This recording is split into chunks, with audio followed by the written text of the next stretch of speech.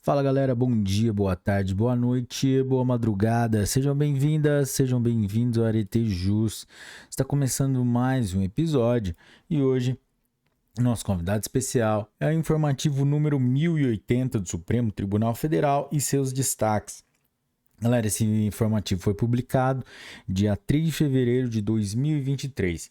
Mas antes de começarmos, vamos para a nossa formalidade, para a nossa liturgia, que é deixar o seu like, se inscrever no canal, ativar o sininho para receber as notificações e também acessar as nossas outras plataformas como o Instagram, Spotify, Deezer, Apple Podcasts, YouTube, Audible and Amazon Company, Amazon Music, Google Podcasts, Anchor by Spotify, TikTok e Rumble. Vamos lá?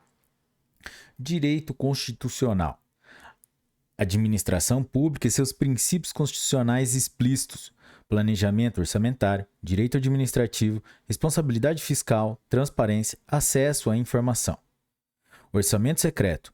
Uso de emendas do relator para a inclusão de novas despesas no projeto de lei orçamentária anual da União. ADPF número 850 do Distrito Federal, ADPF número 851, ADPF número 854 e ADPF número 1014. Relatora ministra Rosa Weber, julgamento finalizado em 19 de dezembro de 2022. Resumo. É vedada a utilização das emendas do relator geral do orçamento com a finalidade de criar novas despesas ou de ampliar as programações previstas no projeto de lei orçamentária anual, uma vez que elas se destinam exclusivamente a corrigir erros e omissões. Constituição Federal de 1988, artigo 166, parágrafo 3º, inciso 3, a linha A. Direito constitucional. Repartição de competências. Proteção ao consumidor. Contratos de operação de crédito. Exigência da assinatura física de idosos e proteção ao consumidor. ADI número 7027 de Pernambuco. Relator ministro Gilmar Mendes. Julgamento virtual finalizado em 16 de dezembro de 2022. Resumo. É constitucional, haja vista a competência suplementar dos Estados Federados para dispor sobre a proteção do consumidor. Constituição Federal de 1988, artigo 24, inciso 5, parágrafo 2º. Lei estadual que torna obrigatória a assinatura física de idosos em contratos de operação de crédito firmados por meio eletrônico ou telefônico com instituições financeiras. Direito administrativo. Servidor público, acumulação de proventos. Direito previdenciário, pensão por morte, acumulação de benefícios, direito constitucional, acumulação de cargos, organização do Estado, emenda à Constituição. Emenda Constitucional número 20 de 1998 e acumulação de pensões civil e militar. Recurso extraordinário número 658.999 de Santa Catarina. Tema 627 da repercussão geral. Relator ministro Dias Toffoli. Julgamento virtual finalizado em 16 de dezembro de 2022. Tese fixada. Em se tratando de cargos constitucionalmente acumuláveis, descabe aplicar a vedação de acumulação de aposentadorias e pensões contida na parte geral do artigo 11 da Emenda Constitucional número 20 de 1998, porquanto destinada apenas aos casos de que trata, ou seja, aos reingressos no serviço público por meio de concurso público antes da publicação da referida emenda e que envolvam cargos inacumuláveis. Resumo. Não há qualquer obstáculo ao recebimento acumulado de 2 benefícios de pensão por morte, se eles decorrem de cargos acumuláveis, expressamente previstos no artigo 37, inciso 16 da Constituição Federal. Direito administrativo, servidor público, contratação temporária, férias-prêmio, concurso público. Direito constitucional, administração pública, efeitos da declaração de inconstitucionalidade. Nulidade do vínculo de servidor estadual com a administração pública mineira e pagamento de férias-prêmio. Recurso extraordinário número 1.400.775 de Minas Gerais. Tema número 1239 de repercussão geral. Relatora ministra presidente. Julgamento finalizado no plenário virtual em 15 de dezembro de 2022. Teses fixadas. Não tem direito à indenização de férias-prêmio o servidor estadual cujo vínculo com a administração pública, decorrente da Lei Complementar Mineira número 100 de 2007, foi declarado nulo por inobservância dos princípios constitucionais que regem o ingresso no serviço público. Resumo. A indenização a título de férias-prêmio não é devida aos servidores estaduais que tiverem seu vínculo com a administração pública, firmado com fundamento na Lei Complementar número 100 de 2007 do Estado de Minas Gerais, anulado em virtude do julgamento da ADI número 4.976 de Minas Gerais, pelo plenário do STF. Direito administrativo, servidor público, jornada de trabalho, pessoa com deficiência, direito constitucional, direitos e garantias fundamentais, servidores públicos estaduais e municipais, filho com deficiência e jornada reduzida, recurso extraordinário número 1.237.867 de São Paulo. Tema 1097 de repercussão geral. Relator ministro Ricardo Lewandowski. Julgamento virtual finalizado em 16 de dezembro de 2022. Tese fixada.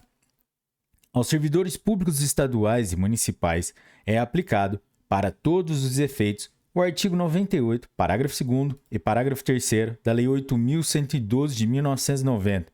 Resumo. Por analogia, aplica-se aos servidores públicos estaduais e municipais, que são pais ou cuidadores legais de pessoas com deficiência, o direito à jornada de trabalho reduzida, sem necessidade de compensação de horário ou redução de vencimentos, nos moldes previstos para os servidores públicos federais na Lei 8.112 de 1990. Direito administrativo. Servidor público, terço constitucional de férias, magistério municipal. Terço constitucional de férias. Incidência sobre remuneração relativa à totalidade do período de duração do descanso previsto em lei. Recurso extraordinário número 1.400.787 do Ceará. Tema 1241 da repercussão geral. Recurso extraordinário número 1.400.787 do Ceará. Relatora ministra presidente. Julgamento finalizado no plenário virtual em 15 de dezembro de 2022. Tese fixada. O adicional de 1/3 previsto no artigo 7º, inciso 17 da Constituição Federal, incide sobre a remuneração relativa a todo o período de férias. Resumo. O artigo 7º, inciso 17 da Constituição Federal de 1988, assegura ao trabalhador o gozo de férias anuais remuneradas com, pelo menos, 1/3 a mais do que o salário normal, sem limitar o tempo da sua duração, razão pela qual esse adicional deve incidir sobre todo o tempo de descanso previsto em lei. Direito agrário.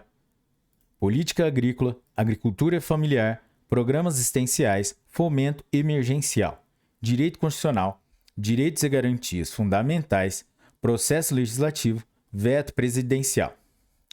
Covid-19. Socorro financeiro a agricultores familiares em virtude dos impactos socioeconômicos decorrentes da pandemia. ADPF número 968, MCDF. Relator ministro Edson Fachin. Julgamento virtual finalizado em 16 de dezembro de 2022. Resumo. A ausência de apresentação da estimativa do respectivo impacto orçamentário, assim como a existência de ações já implementadas pelo Poder Executivo, como a instituição do Programa Auxílio Inclusão Produtiva, Lei nº 14.284 de 2021, que criou o Programa de Auxílio Brasil e o Programa Alimentar Brasil, enfraquece a necessidade da aplicação de medidas estratégicas estabelecidas pela Lei nº 14.275 de 2021, voltadas a amparar os agricultores familiares do Brasil pelos problemas socioeconômicos decorrentes da pandemia da Covid-19. Direito do consumidor. Contratos de consumo, transporte aéreo, responsabilidade do fornecedor, indenização por danos morais. Direito internacional. Tratados e convenções internacionais. Normas internas, conflito. Contrato de transporte aéreo internacional. Má prestação de serviço, danos extrapatrimoniais e legislação aplicável. Recurso extraordinário número 1.394.401 de São Paulo. Tema número 1240 de repercussão geral. Relatora ministra presidente Rosa Weber. Julgamento finalizado no plenário virtual em 15 de dezembro de 2022. Tese fixada. Não se aplicam as convenções de Varsóvia e Montreal às hipóteses de danos extrapatrimoniais decorrentes de contrato de transporte aéreo internacional. Resumo. Aplica-se o Código de Defesa do Consumidor em detrimento das convenções de Varsóvia e Montreal nos casos em que se discute a responsabilidade das empresas de transporte aéreo internacional do dano moral resultante de atraso ou cancelamento de voo e de extravio de bagagem. Direito financeiro. Federalismo fiscal. Repartição das receitas tributárias, isenções, benefícios e incentivos fiscais. Direito tributário, ICMS. Direito constitucional. Organização político-administrativa. Tributação e orçamento. ICMS. Efeitos da concessão de benefícios fiscais sobre o cálculo da parcela devida aos municípios na repartição de receitas tributárias. Recurso extraordinário número 1.288.634 de Goiás. Tema: 1172 de repercussão geral. Relator: Ministro Gilmar Mendes. Julgamento virtual finalizado em 16 de dezembro de 2022. Teses fixadas. Os programas de deferimento ou postergação de pagamento de ICMS, a exemplo do Fomentar e do Produzir do Estado de Goiás, não violam o sistema constitucional de repartição de receitas tributárias previsto no artigo 158, inciso 4 da Constituição Federal, desde que seja preservado o repasse da parcela pertencente aos municípios quando do efetivo ingresso do tributo nos cofres públicos estaduais. Resumo. A obrigação de transferência da cota pertencente aos municípios sobre o produto de arrecadação do ICMS, relativa à repartição condicional das receitas tributárias, só ocorre quando há efetivo recolhimento do tributo, isto é, quando configurada a receita pública por parte do Estado-membro. Direito previdenciário. Aposentadoria por invalidez. Direito civil, capacidade civil, curatela. Direito internacional, tratados e convenções internacionais. Aposentadoria por invalidez de pessoa com deficiência mental. Análise da capacidade para a prática de atos da vida civil e pagamento do benefício ao curador. Recurso extraordinário número 918.315 do Distrito Federal. Tema 1096 de repercussão geral. Relator ministro Ricardo Lewandowski. Julgamento virtual finalizado em 16 de dezembro de 2022. Teses fixadas. A enfermidade ou doença mental, ainda que tenha sido estabelecida a curatela, não configura, por si, elemento suficiente para determinar que a pessoa com deficiência não tenha discernimento para os atos da vida civil. Resumo. É inconstitucional, por ofensa aos princípios da proporcionalidade e da dignidade da pessoa humana, norma que prevê o pagamento da aposentadoria por invalidez decorrente de doença mental somente ao curador do segurado, condicionado à apresentação do termo de curatela, ainda que provisório. Direito tributário. Contribuições previdenciárias, receita bruta, agroindústria. Direito constitucional, previdência social, princípio da isonomia, capacidade contributiva. Contribuição previdenciária sobre a receita bruta do comércio da produção agroindustrial. Recurso extraordinário número 611.601 do Rio Grande do Sul. Tema 281 de repercussão geral. Relator ministro Dias Toffoli. Julgamento virtual finalizado em 16 de dezembro de 2022. Tese fixada.